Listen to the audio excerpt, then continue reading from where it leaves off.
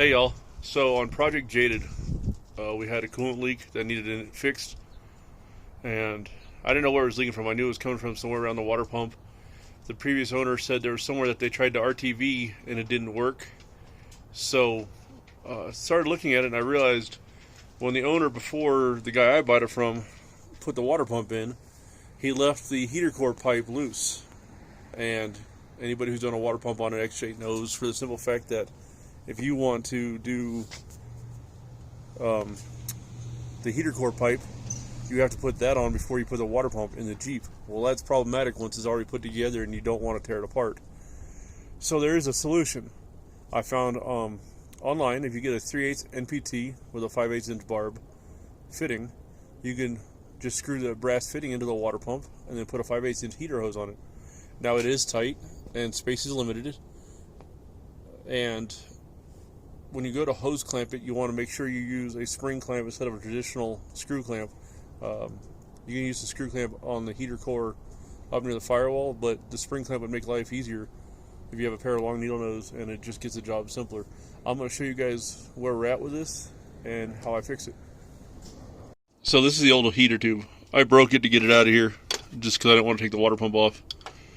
And then down here is the new fitting. Like I said, it's a 3/8 NPT to thread into the pump, and then a 5/8 inch hose barb. I think I got it for $8 off the internet somewhere. I think it was Amazon. Now this heater hose just runs back up against the firewall and has a spring clamp on that side. I'm usually more of a fan of using the spring clamps right over the screw clamps. And when you get down in here, I'm gonna take a look at it, but I'm probably gonna use the spring clamp just for simplicity's sake, because once you get the heater hose in here, it's going to be hard to get to this fitting. I just got some 5/8 inch hose. I got about 6 feet because I knew I needed about 3 or 4, and it doesn't hurt to have any extra on hand. So if you look, I'm going to push this on here and show you guys.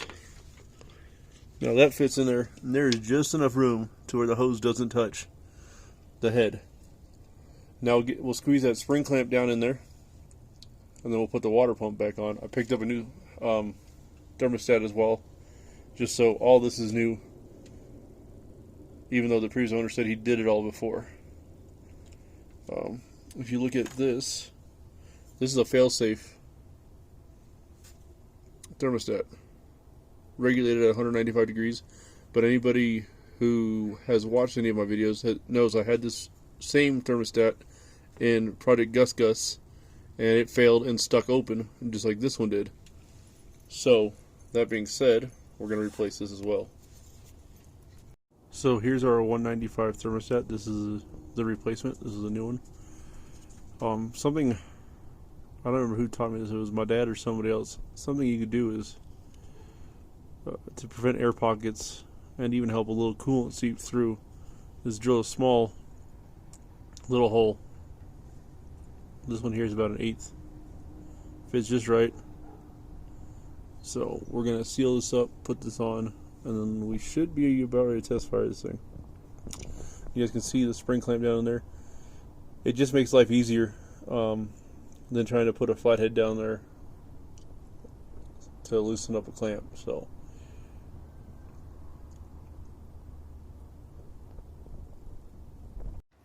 thermostat housing is back on. If you guys look down in here, you guys can see the spring clamp. You guys can see why I used a spring clamp. It makes getting to it easier with a long pair of needle nose. Just a reminder, that is a 3/8 inch NPT fitting with a 5/8 barb.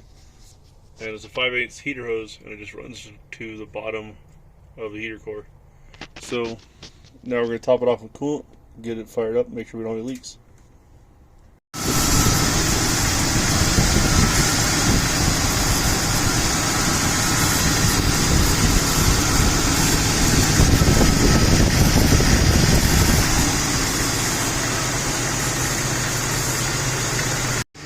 Well, Jaded is off to her new home.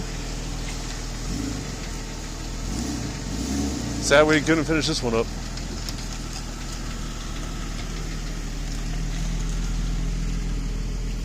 Well, you guys, we're going to end this video here. I want to show you how I fixed a coolant leak on her before she left. She's off to a real good family who's going to give her some attention that she needs. And the guy's already talking about hitting me up so we can get some wheeling videos this summer. Unfortunately, it's a project I couldn't fix, didn't have the time for.